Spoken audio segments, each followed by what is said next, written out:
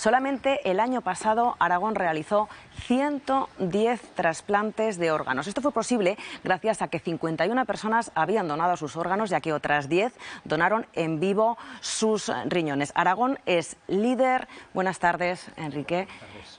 Es líder en trasplantes, pero también y sobre todo en solidaridad.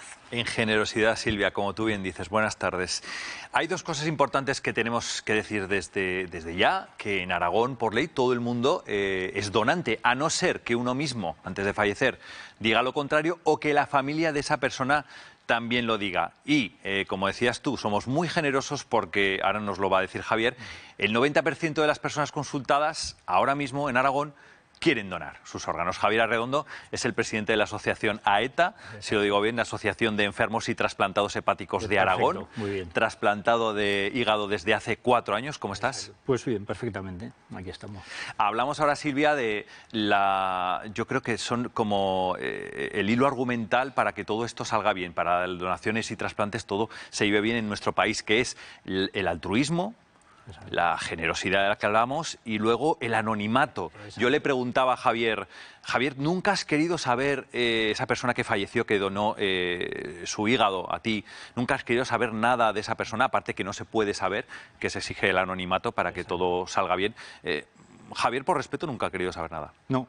Yo considero que si la familia tampoco ha querido saber a quién iban los órganos que han donado, yo no tengo por qué saber quién es mi donante. Yo creo que es lo que hace que funcione de verdad el sistema de trasplante español y, vamos, para mí es fundamental y está demostrado que funciona, por eso nos quieren copiar muchos países. El problema que no tienen la sanidad pública que tenemos en España. Exacto. Javier, Silvia, vamos a los datos rápidamente, si os parece, aquí en el pantallón, como solemos hacer. Datos de 2023 oficiales, como decía Silvia, presentando el programa, 2023 110 trasplantes, 2022 113, nos mantenemos en la horquilla, son datos elevados, está muy bien a nivel nacional. 51 personas en Aragón, una vez fallecidos, donaron sus órganos en 2023. 10 personas vivas fueron donantes el año pasado de riñón.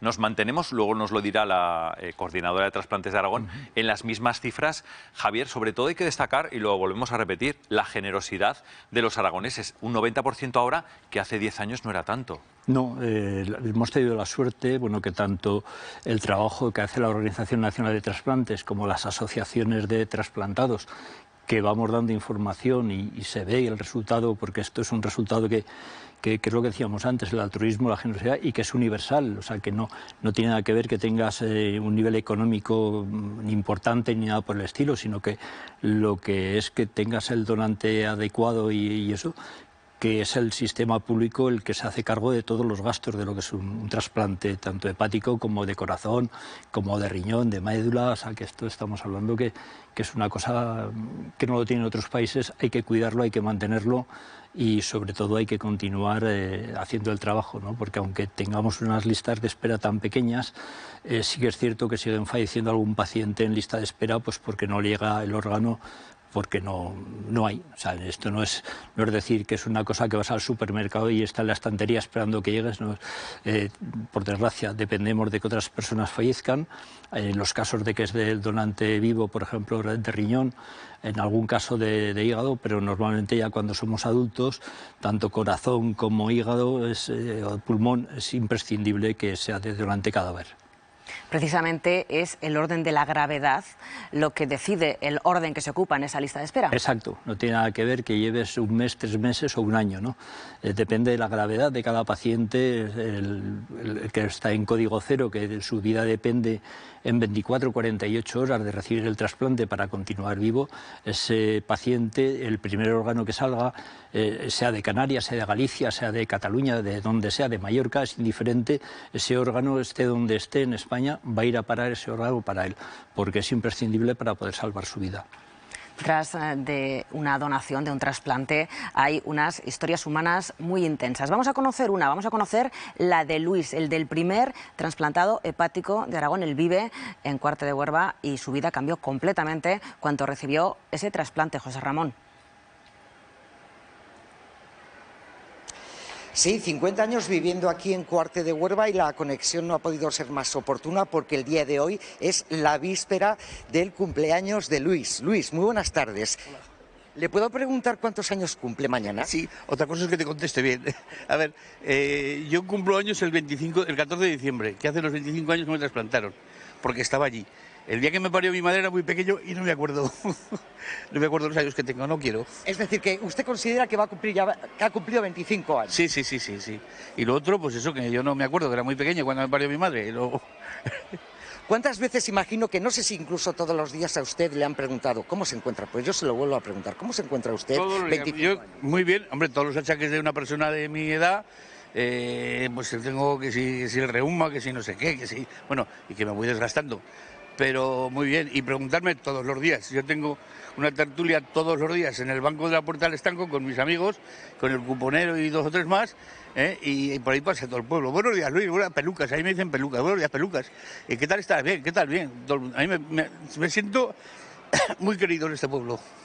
¿Siente usted que ha cambiado su vida de alguna forma o ha empezado a vivir una nueva vida después del día del trasplante? Totalmente, o sea, totalmente. Mi vida cambió totalmente cuando me trasplantaron. O sea, dejé de, pero no solamente de salud, sino que anímicamente, el concepto de las cosas, le das importancia a lo que tienes que dar importancia realmente. Y si has sido un poco tirano en esta vida, que yo lo he sido, pues te atemperas. Y dices, bueno, hay que colaborar. Y yo me he convertido ahora, desde que me trasplantaron, en un colaborador nato. He colaborado en todo lo que me han pedido y así me siento. O sea que... Una última cuestión muy rápida. Si alguien ahora mismo tiene que someterse a esa operación, ¿usted qué le diría? Bueno, durante los primeros 50 trasplantes, mi mujer y yo hemos estado presentes en los 50. Y entonces hemos asesorado a las familias porque no es lo mismo lo que te diga un médico que lo que te diga una persona que lo ha vivido. Y luego, físicamente, hace poco, el mes pasado escribí un artículo en el que se titulaba Nunca tuve miedo. Esa es la clave, no tener miedo. Muchas gracias, Luis. Mensaje. Nos alegramos de verle también. Muy bien. El testimonio de Luis, como bien hemos dicho, el primer trasplantado, en este caso hepático, en la comunidad autónoma aragonesa, hace 25 años. Gracias, José Ramón. Hay que ver lo que ha cambiado el mundo de los trasplantes desde que comenzaron a hacerse. En efecto, porque hace 25 años, que fue el primero que se hizo aquí en Aragón, pues podía durar 20-22 horas una operación de trasplante. Hoy en día está entre 6 y 8 horas, dependiendo de la morfología del paciente y la gravedad. Y sobre todo hay que tener en cuenta de que antes había que irse a trasplantar a Madrid o Barcelona. Eso le añadía un sobrecoste a la familia y al mismo paciente, porque claro, tú puedes estar, si va muy bien la operación, va muy bien el trasplante, puedes estar 20 días, un mes ingresado, pero hay casos que han estado 4 o 5 meses ingresados. Tú imagínate si te tienes que desplazar a una comunidad autónoma distinta de tu casa, si no tienes familia y no tienes medios, pues lo que ocurría antes, ¿no? Que mucha gente tenía que prácticamente vivir en la sala de espera del hospital. Hoy en día las asociaciones, muchas como la nuestra, por ejemplo, tenemos pisos de acogida para que como Zaragoza, el Hospital Clínico Universitario Lozano Blesa, es el hospital trasplantador de hígado en Aragón, cuando vienen de Huesca o de Teruel, pues tenemos 2 pisos en los cuales las familiares pueden estar durante el tiempo que haga falta acompañando al enfermo sin tener que vivir en unas condiciones malas. Javier, Silvia, hemos hablado con Raquel Montoiro, que es la coordinadora regional de trasplantes de Aragón, y nos ha contado cosas interesantes. Ha recalcado esto que ya hemos dicho de la generosidad, del aumento de la generosidad de los aragoneses, que nos pone casi en cabeza a nivel autonómico en España, pero nos ha dicho más cosas, nos ha dado otros datos. Escuche. Aragón, eso sí que es cierto que es una de las comunidades en la que hay mayor tasa menor tasa de negativas familiares. Esto es, el año pasado, para que nos pongamos en una idea, la media nacional estaba alrededor del 16% y en Aragón era el 6%. Lo que quiere decir es que en el 94% de los casos que nosotros solicitamos los órganos a los familiares aceptaron.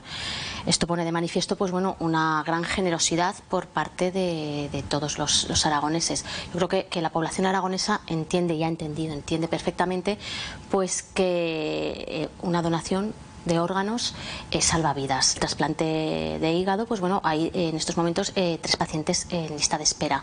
En el caso del trasplante renal hay 78 pacientes. Tenemos que tener en cuenta que, bueno, que la enfermedad renal crónica y enfermedad renal terminal, pues bueno, tiene mayor incidencia. Y en el caso de lo que sería el trasplante cardíaco, pues en estos momentos hay 2 pacientes en lista de espera.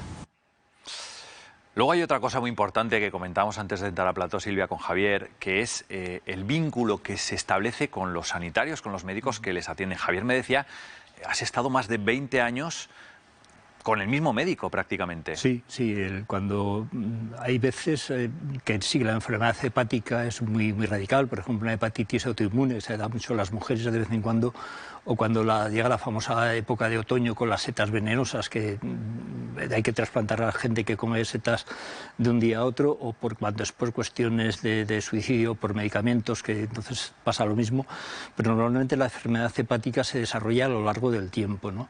Entonces, como tiene una cronicidad tan larga, pues hay veces que sí. Yo, por ejemplo, a mí detectaron la hepatitis C en el año 1993 y desde entonces hasta el 2020 que me tocó el trasplante, pues yo he tenido prácticamente a los mismos médicos, ¿no? Estuve con el mismo médico, el doctor Simón, durante casi 20 años, luego ya pasé con hepatología del clínico, la doctora Serrano, la doctora Lorente, el doctor Cortés, el doctor Luesa, que es que luego para nosotros no son... Como familia. Exacto, no son ni doctores, o sea, yo no conozco a ningún trasplantado de la asociación que a la doctora Serrano le diga a la doctora Serrano, le dicen, no, he estado con Trini, he estado con Sara. ¿Por qué? Porque después del tiempo que les has contado tus miedos, que son personas que han estado contigo, que es que yo siempre digo, o sea, un buen médico tiene que ser buena persona, y eso enseguida lo detectas por la forma en cómo te trata, ¿no? Cuando te dan confianza, cuando te dan ánimos, cuando te ven decaído, cuando ven que estás y que te explican las cosas con paciencia, como si fueran un familiar tuyo, yo creo que ese es el vínculo, lo bonito que tenemos con los equipos médicos, los equipos quirúrgicos, vamos, y ahí incluyo desde en el hospital clínico, desde las señoras de la limpieza hasta el gerente, porque es un hospital trasplantador, por lo tanto todo el hospital se vuelca en el trasplante. Bueno, pues lo estamos viendo, las historias relativas a los trasplantes son muy intensas, pero todavía lo son más cuando estamos hablando de un trasplante entre miembros de una misma familia. En su caso, José Luis, buenas tardes. ¿De quién era el riñón que recibió? Pues yo recibí el riñón de mi hija mayor. ¿De su hija mayor? ¿Cuándo se produjo el trasplante? Pues el 31 de enero cumplí 6 años. Vamos de cara al 7º. Lo celebramos también, como un cumpleaños más. Correcto, casi lo celebramos como un cumpleaños más, sí. Ajá. Por supuesto que a mí me hubiera costado menos dárselo yo a mi hija que recibir el suyo. Pero sabéis que estas enfermedades, normalmente los primeros que trabajamos en ellas son la familia, y dentro de la familia se empeñaron en que no pasara por hemodiálisis. Y bueno, pues así fue la cosa. Yo estuve esperando, después de año y pico de hacer pruebas, a 5 personas que me daban el riñón, todos de mi familia, que no pudieran ser donantes, porque los exámenes son muy exhaustivos y normalmente cualquier cosa que tiene el donante lo rechazan, si no, no es posible. Al final de un año y pico de pruebas, pues bueno, pues se decidió que salió adelante mi hija la mayor y así lo aceptamos. Javier, buenas tardes. Creo que a Javier lo conoces también, que ya os conocéis desde hace tiempo. Sí. Había una cosa que hablábamos con él que, bueno, quería compartir contigo también. El hecho de la donación entre vivos, que decía Silvia que es compleja, creo que te costó bastante aceptar que tu hija te diese algo, porque los padres estamos acostumbrados a dar a los hijos, no al revés. Exacto, correcto. Yo te digo lo que se acaba de decir. Hasta el último momento que pasó mi hija Arantxa por el juez para dar el consentimiento en el juzgado, yo estaba esperando que no pudiera ser. Pero bueno, fue así. Llevamos 6 años bien. Yo de vez en cuando nos cruzamos por el pasillo, le canto esa canción que yo, que soy muy mayor, me la sé de pequeñete, que es eso de Santa Rita, Rita, lo que se da no se quita. Es verdad que aunque me lo pidiera tampoco se lo podría dar, porque no le valdría el riñón ya, ¿no? porque poco a poco lo vas humanizando, lo vas haciendo el tuyo. Imagino que no sería fácil para la familia porque si ya en este tipo de operaciones se pasa mal con un familiar en la mesa, imagino que con dos la cosa tiene que ser más complicada. Es complicada, sí. Es verdad que la última noche dormimos juntos en la misma habitación. A mí no me pareció mal, no, porque así la tenía controlada y no se me escapaba en el último momento, ¿no?